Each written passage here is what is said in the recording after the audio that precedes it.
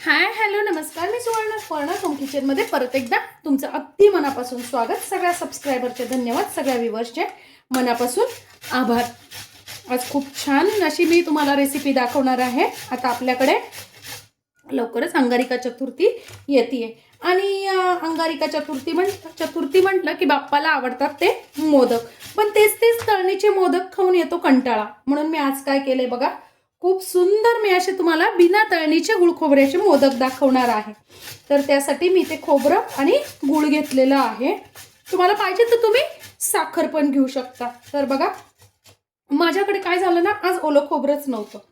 तर मी काय केलं ना, खोबऱ्याची वाट्या ज्या आहेत ना, अशा 2 तास पाण्यात भिजून ठेवलेल्या आहेत. तुम्ही ना अशी पूर्ण पाट काढून घेतलेली आहे, म्हणजे मग मोदक छान पांढरे स्वच्छ दिसतील.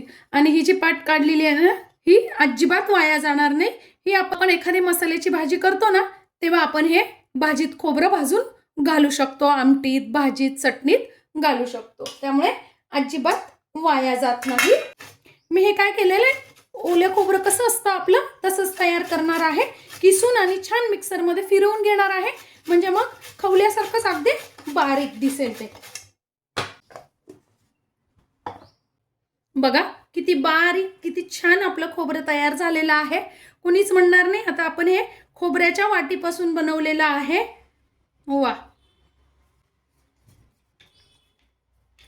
शिवाय ओल्या खोबऱ्यासारखी पण टेस्ट येणार आहे, कारण आपण 2 तास खोबऱ्याची वाटी पाण्यात भिजून ठेवलेली होती.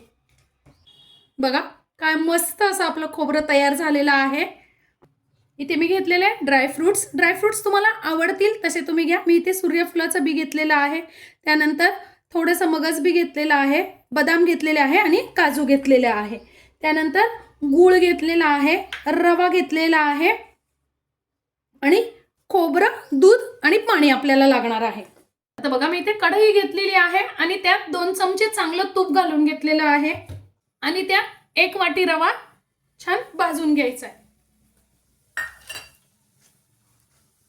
रवा आपला छान भाजत आला ना की आपल्याला काय करायचंय, आपण जे खोबरं घेतलेलं आहे ना ते पण त्यातच भाजून घ्यायचंय.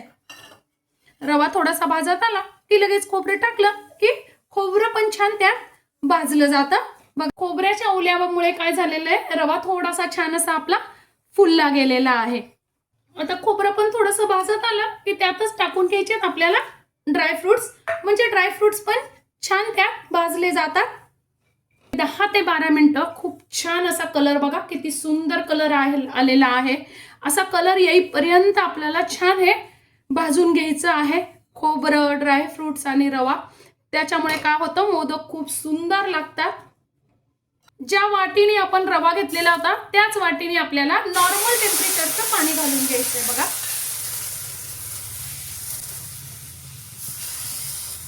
एकच वाटी पाणी मी घातलेलं आहे, जास्ती घालायचं नाहीये, कारण आपल्याला 1 वाटी दूध पण घालायचं आहे आणि आपल्याला पातळ नाही करायचं आहे.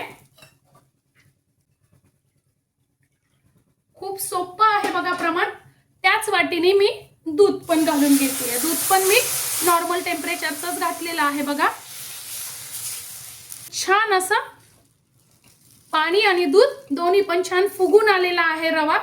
आता ज्या वाटीने आपण रवा घेतलेला होता ना त्याच वाटीने आपल्याला घालून घ्यायचं आहे गुळ किंवा साखर. किती सोपं प्रमाण आहे. जितके ज्या वाटीने घेतलं त्याच वाटीने सगळं आपल्याला मोजून घ्यायचं आहे. वा, मी गुळ किसून घेतलेला आहे. तुम्ही गुळाची पावडर पण घालू शकता किंवा मग फक्त साखर, फक्त गुळही घालू शकता किंवा मग अर्धा गुळ आणि अर्धा साखरही घालू शकता. वा, आता बघा मी इथे काय केलेलं आहे, एक अर्धा तासासाठी गरम दुधामध्ये केशर टाकून घेतलेलं होतं.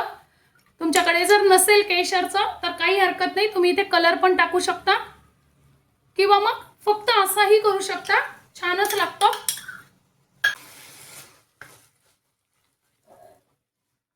केशरनी कलर छान येतो म्हणून मी टाकलेला आहे.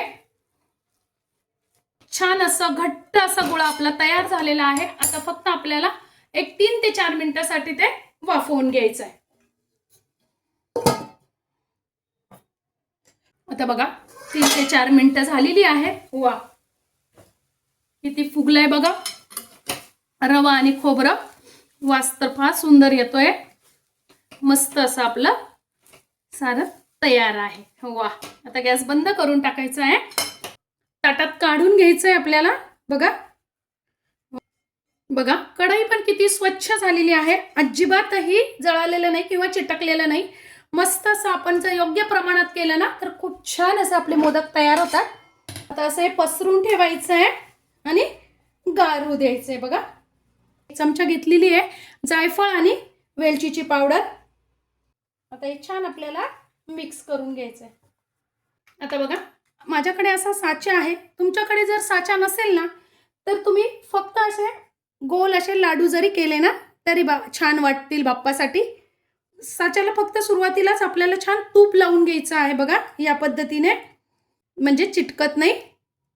नंतर नाही लावावं लागतं, फक्त सुरुवातीलाच लावून घ्यायचं आहे आपल्याला तूप. बघा, या पद्धतीने छान असं आपल्याला साचा भरून मोदक करून घ्यायचे. वा. बघा, काय सुंदर असं आपला मोदक तयार झालेला आहे. वा.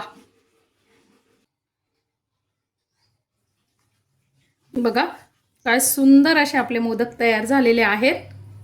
हे मी छोटे 21 केलेले आहेत आणि हे जवळजवळ 20 मोदक आपले मोठे तयार झालेले आहेत. तुम्हाला पाहिजे तशा आकारात तुम्ही मोदक करू शकता. इतके सुंदर नवीन वर्षाची नवीन पद्धतीचे मोदक नक्की करून बघा. माझी आजची ही व्हिडिओ, ही रेसिपी तुम्हाला कशी वाटली कमेंट्समध्ये नक्की सांगा. चॅनलवर नवीन असाल तर चॅनलला लाईक, सबस्क्राईब आणि शेअर करा. धन्यवाद.